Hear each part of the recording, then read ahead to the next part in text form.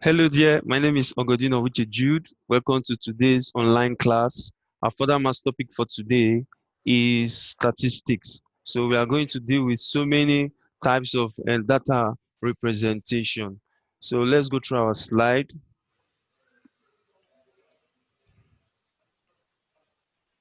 So now lesson objective. At the end of the lesson, the student should be able to draw histogram, cumulative frequency curve for group data, analyze data represented in histogram. Now, group frequency distribution. This is a typical group frequency distribution. So we have 10, 35, and so on lined up like this that has a class interval of 10. So consider the masses to the nearest kilogram of 50 students in a class. So to get the width is range over interval. So if we go back, the lowest that we have there is what? 10. The lowest value we have is 10 and the highest value is what? 49. So if you are not given a class interval, some questions will tell you using an interval of 4, using an interval of this to this, but if you're not given the interval and the data is like that, the way it is there, very raw and discrete, what you do is what? You take the range. Range is the difference between the highest and the lowest number or data given to you. You divide by whatsoever the class interval. So the interval here is if you count along the horizontal axis, you have what? 10. So the width is range over interval, 49 the highest over 10 divided by 10 the interval, and you get the class width, or the width rather, as 3.9. 3.9 can be approximated to 4. That means you can now use an interval of 4. So in the class, in the table below, 10 to 13 is called limits. 10 is lower class limits, while 13 is upper class limits. If you look at these limits now, we have an interval of what?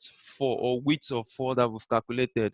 That means 10, if you use your thumb to count, 10, 11, 12, 13. So those are the interval.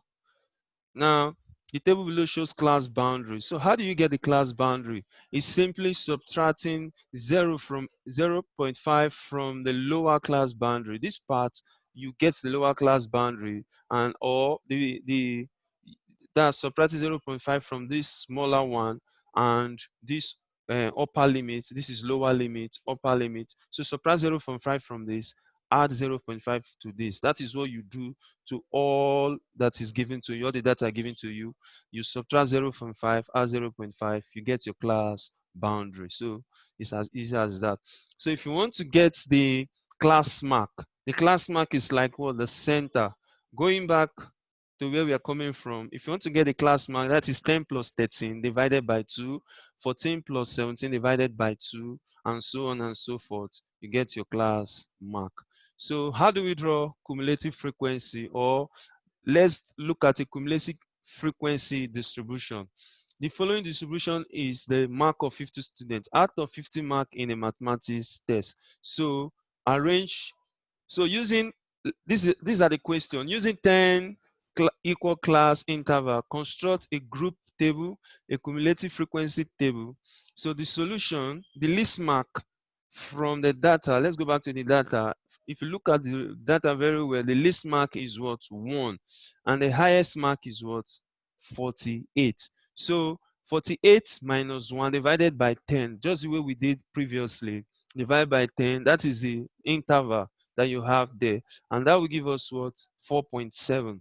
So if you round up 4.7 to the nearest whole number, that will give us what? 5. So we can use an interval of 5. So 1 to 5, 6 to 10, that's the smallest number. 1 to 5, 6 to 10, 11. So the interval should be in such form. So this is a table representing the class interval 1 to 5, 6 to 10, 11 to 15, and so on. So how do we get the frequency and how do we get a tally? So if you want to get the frequency, you count how many numbers from these figures, how many numbers from this data given to you have what? 1 to 5. You count and you will get 5. The same thing, you count the numbers there that are from 6 to 10. Numbers that range from 6 to 10, you count, you get 5, and so on and so forth. So at the end of the day, when you add the whole frequency, the total will give you 50. So how do you get cumulative frequency? Very simple. Cumulative frequency is just, adding the first one. The first one is like 0. That one is out of it. Then you add 5 plus 5. This 5. 5 plus 5, you get 10. 10 plus 7, you get 17. 17 plus 5, 22 plus 1, and so on and so forth till you get your what? Your 50. So that is what they did there. The first one like 0. So the next 5, 5 plus 5, 10. 10 plus 7, 17 plus 5, 22, and so on and so forth. So a pie chart. A pie chart is a circular chart divided into sectors whose angle are proportional to the magnitude of their corresponding constituents of the total we wish to display. So example, the table below is a breakdown of monthly expenditure of a salary earner. So we are asked now in this table to what? To break down the monthly expenditure into what? A pie chart. That means you are going to calculate them in terms of degree. And how do you get that? Very, very simple. Now the rent is 60, the food is 80, transport 20, clothes 40, and savings is what? 100. So you get the total. Then if you want to get the degree, or you want to get the angle of one particular amount given to you, that should be the degree, the amount over the total times the total degree or makeup of the circle. And angle in a circle, the total angle in a circle is what? 360 degrees. That's angle at a point is 360 degrees. So this is what we are talking about. You add up everything and you get the total. The total is 300. So to get the first angle, 60 over 300 and 360, you do the same for all of them. And when you add your different angles, you get what? 360. So you use your protractor to actually calculate the pie chart. So moving ahead, histogram. A histogram is a graphic display of a frequency distribution. The table below shows the distribution of shoe size of 100 people. So this is the shoe size, and below is the what? Frequency. That means 39. If we have size 39, 12 people, let's say 12 people bought it, or 12 people have or possess size 39 shoes. 40 people possess, 15 people possess size 40 shoes, and so on. Okay, now if you are going to draw the histogram, you are going to use the direct data given to you.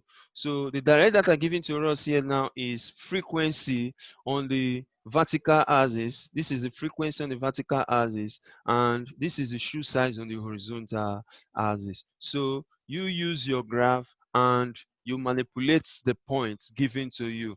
When 39 was given to you, what was the point?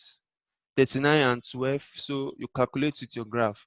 All right, this first line 0, 1, 2, 3, 4. 1, 2, 3, 4, 5. So if the first line is 5, then it therefore means if our spacing, this spacing now is 10 lines. So it therefore means one line, 10 lines divided by 10, that is 1. So one line is 1. So this is 1, 2, 3, 4, 5, 6, 7, 8, 9, 10, 11, and what? And 12. So this diagram is not totally drawn to scale, but if you're using a graph, you make sure you scale it very well. So 39 to 12, 40 to what? 40 to 15, and so on. So when you are drawing your histogram, you leave a space at the first point. It does not start from 0. Then what do you do to your histogram? The bars are joined together. That's the difference between histogram and what? A bar chart.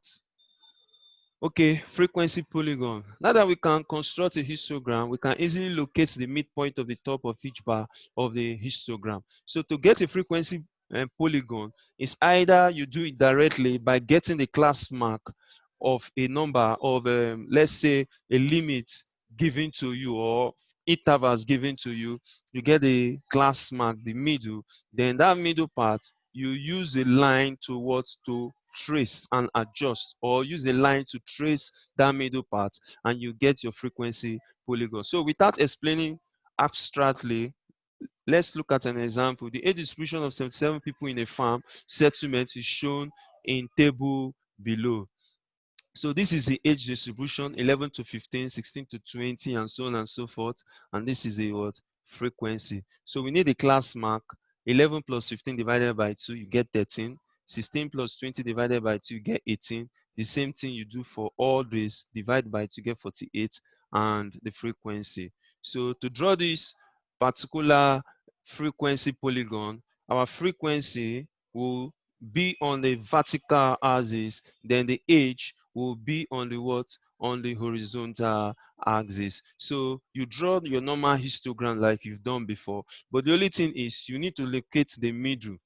So if you locate the middle, this middle part will give you 13. This other part gives you 18. Okay, welcome back. Back to where we stopped. So that is how to get the frequency polygon. So general example, the table below contains the distribution of record of total score of 3 dice. So this is the table. The total score is 4 to 5. The interval, class interval 4 to 5, 6 to 7. The frequency 7, 13, 17, and so on. So question, construct the bar chart, the pie chart, the histogram, the frequency polygon, the OGIF. Then the OGIF is cumulative frequency curve for the distribution. Then use the OGIF to estimate the median score, the number of observation with sums of scores between 8 and 15. So this is a table of your solution. This is the table you are supposed to use for your solution. Okay. Now, the true class interval is what?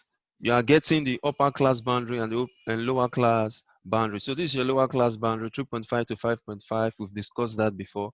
Adding or subtracting 0.5 from the lower part or the lower class limit and adding 5.5 to the upper class limit. So you get your upper class boundary, lower class boundary and your upper class boundary.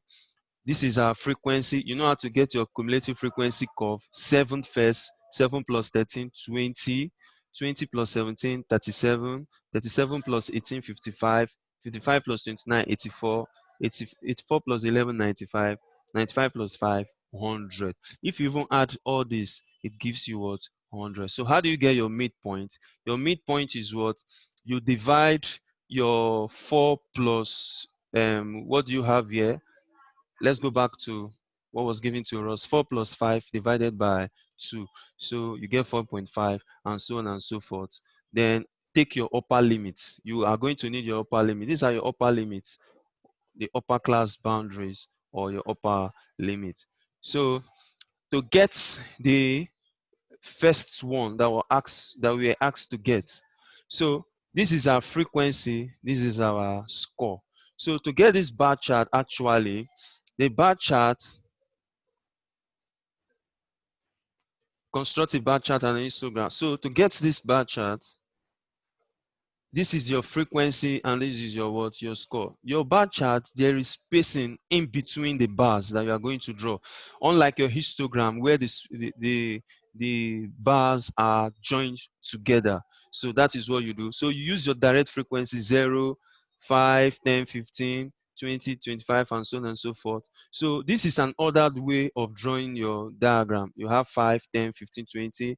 Then you have your class boundaries 4 to 5, 6 to 7, 8 to 9, 10 to 11, 12 to 13, 14 to 15, 16 to 17. Then you stopped at what? 18. 18 is not included, but just to complete this particular drawing. So the first one, 4 to 5, let's go back and see.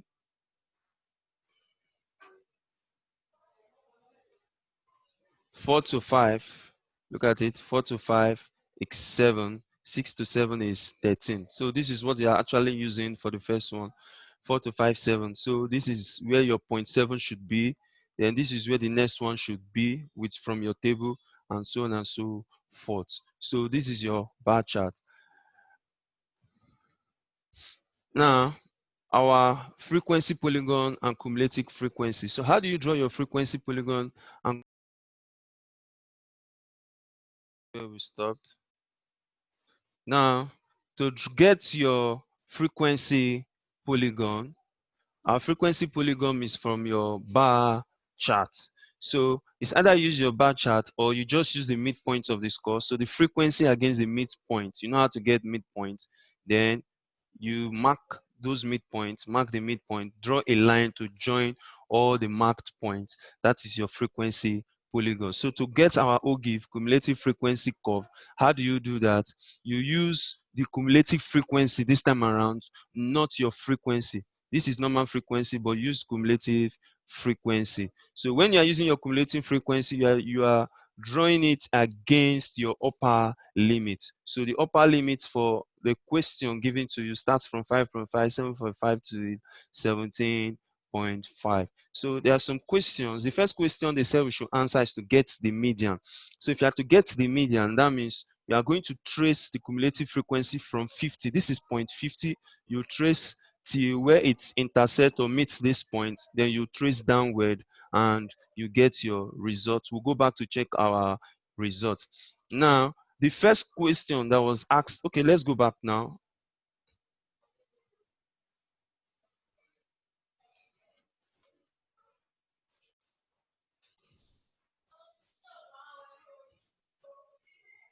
So the first question is the median score, the number of observation with 8 and 15.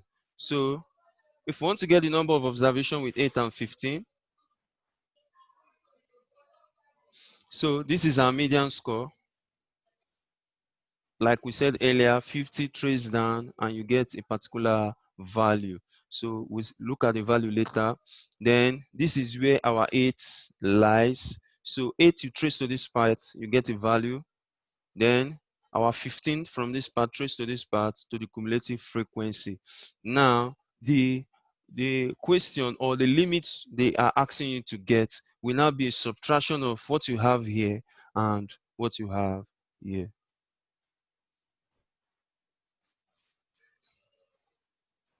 So with this, I hope you've been able to understand.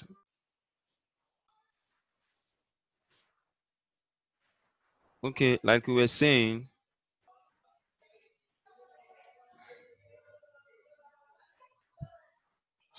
okay, like we were saying, this particular part now is our 8. 8, we trace upward. We have the range of 22 to 24 at this particular point. Then this one that is 15, if we trace up for upward, we have the range of something like 94. So if this point is actually 94, 94 minus whatever you have here, say 22, will give us what you are being asked. So that is the end of the lesson for today. Please keeping safe and make sure you always read your book continually. Make sure you study your mathematics and further maths very, very well so that you'll be able to become successful people in life. My name still remains Mr. Jude Ogodino. Until we meet again, is Aridevechi from me.